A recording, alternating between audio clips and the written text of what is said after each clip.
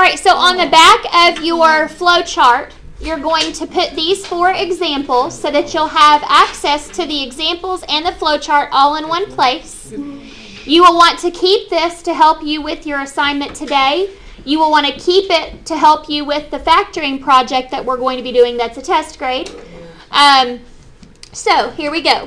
Remember to also think about how you would explain this if you were having to explain it to somebody that didn't have a clue on factoring. Okay?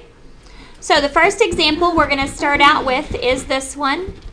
6x to the third y minus 15x squared y squared plus 18x squared y.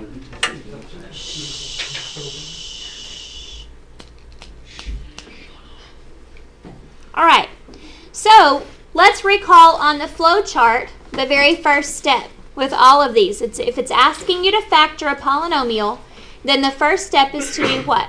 Bless you. Look for a greatest common factor.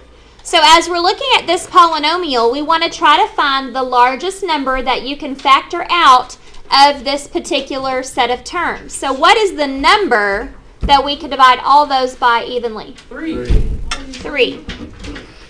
All right. Now let's look at the x's. What is the highest number of x's that all of them have? 2. So that would be x squared. What is the highest number of y's? Y. Just a plain y. All right. So remember, in that first step, if yes, we have a greatest common factor, then the first thing you have is the greatest common factor. Then in parentheses, you have what's left. What are the remaining factor parts? So we would do 3 times what gives you 6? 2. Then x squared times what would give you x to the third? Then we look at the y. Y times what would give you y? 1. And you don't need the 1. Okay?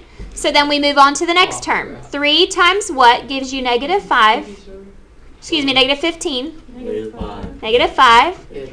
X squared times what would give you x squared? Just 1, so we don't have to put anything.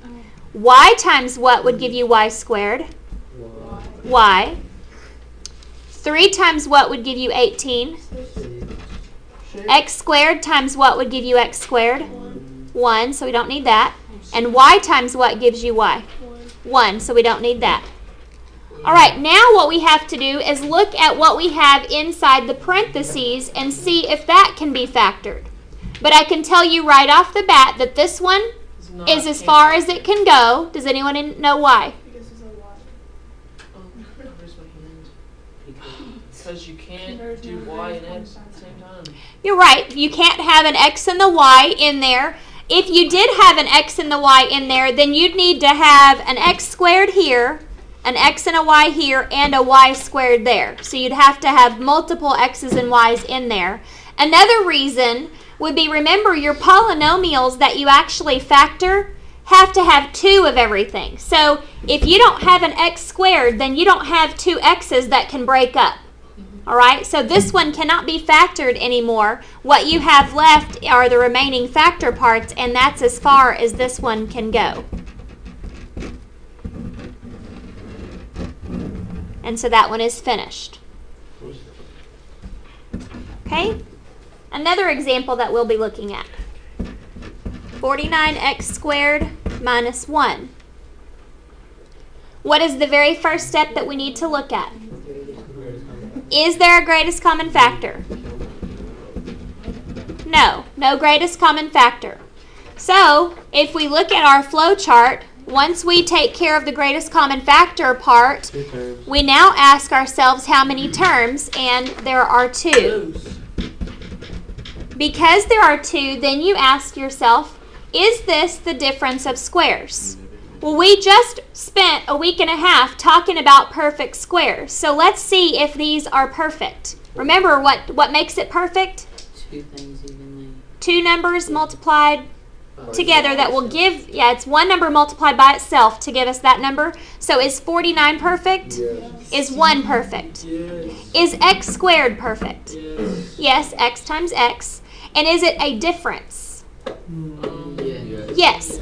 So then what we want to do is we want to break this up into what's perfect. Since this is the difference of squares, we want to break it up into what's perfect.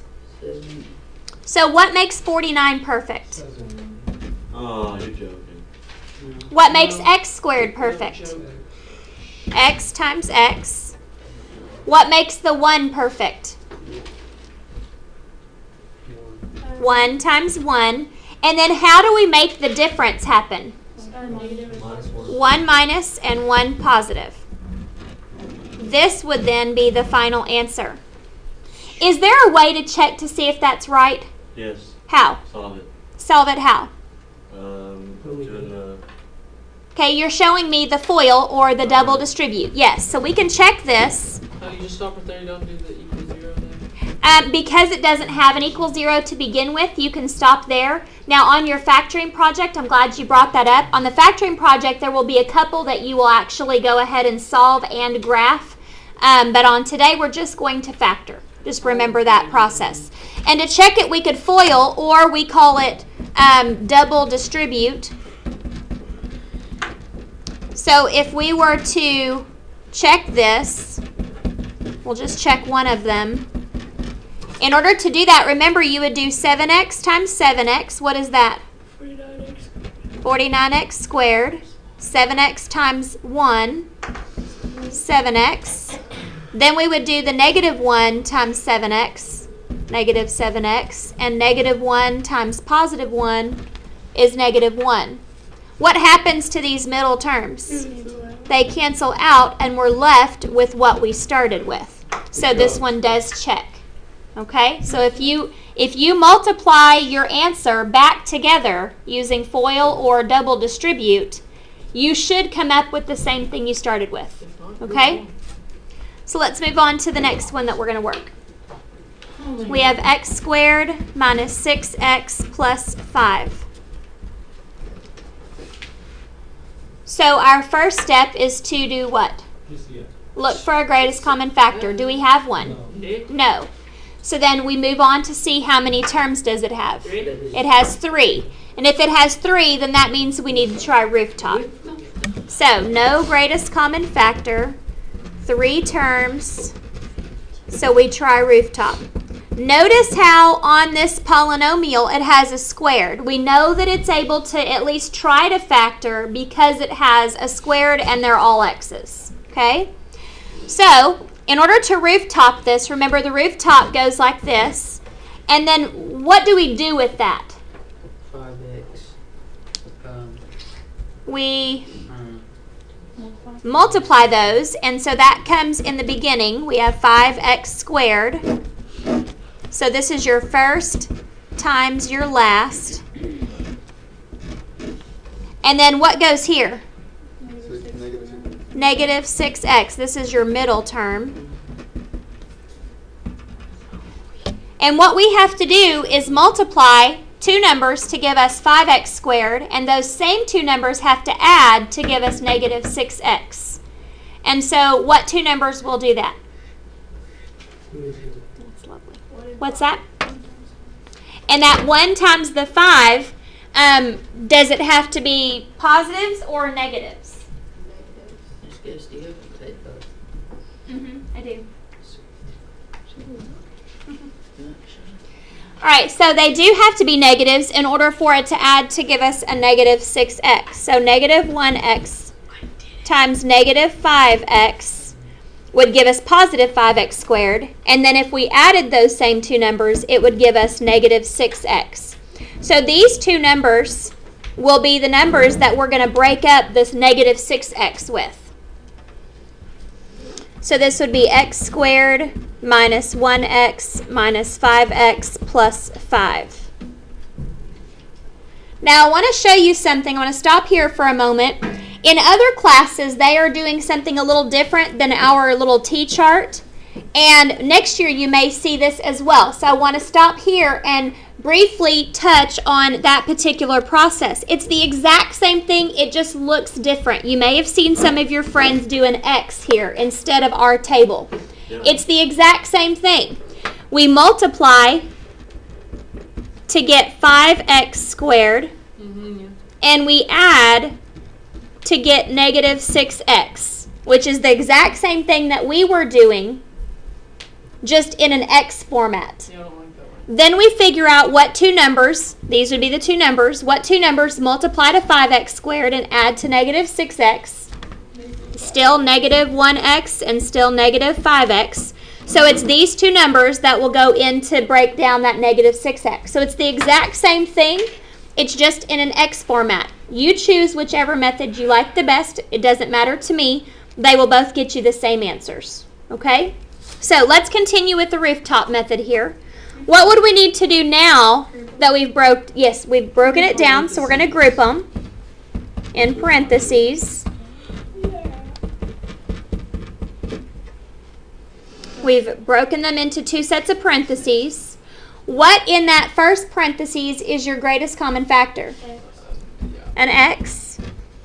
And then remember, we do like we did on number 1. X times what will give you X squared? X times what will give you negative 1x? Negative 1. Negative. And then remember that because this is a negative right here, we put a negative out front of that greatest common factor. And then what number goes there? A 5.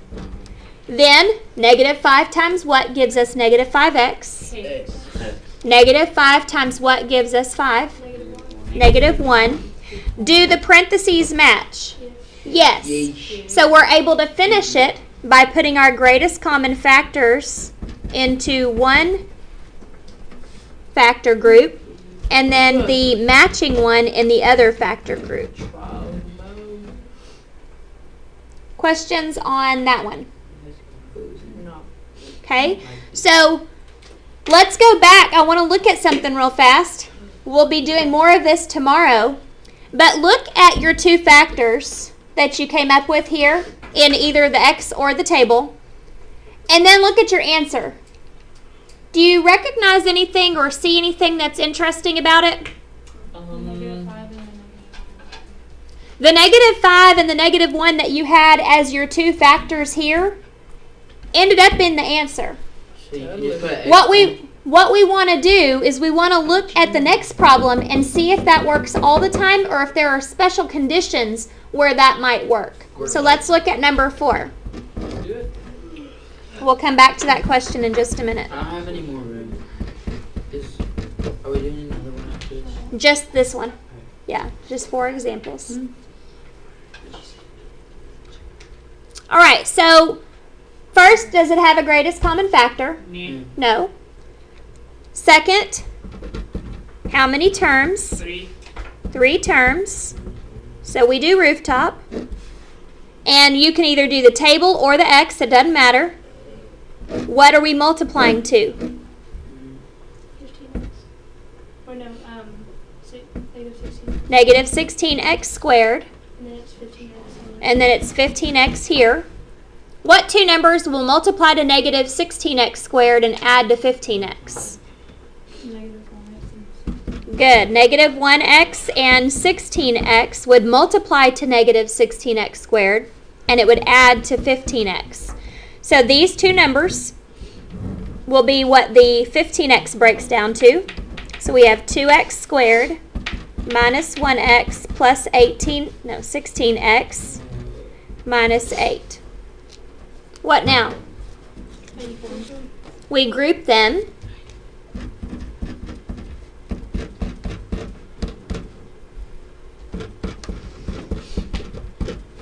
All right, then we do what? Find the greatest common factor of each group. And so what's the greatest common factor of this first one? And what's left inside the parentheses? 2x minus 1. And then what about the greatest common factor of the next group? 8. So plus 8. And then what's inside those parentheses? 2x minus 1. So do your parentheses match? Yes. So let's write down your greatest common factors as one factor, and then 2x minus 1 as the other. That doesn't work. Now let's go back to those same two little factors up here. Do those match your answer? No. Yes. So let's see. I'm going to tell you that this one will work every time like that. So we need to figure out what special characteristics this one has for that to always work out. Does anyone have any It ideas? has the greatest. Wait, no, it doesn't. Never mind. It's multiplied by 2 negatives. Okay, that's a very good try, but that's not it. Negative 6x. The middle number's negative. Okay, so the middle number is negative and the middle number is positive here. That's a very good try, but again, not the special characteristic. Oh, it doesn't have the number, a coefficient in front of the x in the equation. You're talking about the x squared? Yeah. Or no? Yeah, I guess. I mean, Which one were you talking about? When it equals 2x minus 1. 2, okay, so right here, 2x minus 1. So this one has a coefficient here, and this one doesn't. Neither of these do. Where does that come from? Where does that 2x right there come from in the problem? 2x squared. The 2x squared. So, what can we say about this type of problem? The special characteristic is what? The first Just number. x squared. That x squared is just plain. If that x squared is just plain, then whatever these factors are will end up becoming your answers. So if I was to do another one, and you don't have to write this one down, I just want to touch on that just one more time. If I have x squared plus 5x plus 6, you see that there isn't just a plain x squared, right? And you would be getting ready to do the rooftop method. What two numbers would multiply to 6x squared but add to 5x? Negative 1x. No. No. Yeah. Multiply to 6, add to 5. No. Multiply to 6, add to 5. 2 Oh. and 3, right? So those answers would be x plus 2 and x plus 3. That would be your final answer. And of course I could check it. X squared here, 3x here, 2x here, and 6 there. There's your 2x and your 3x right there.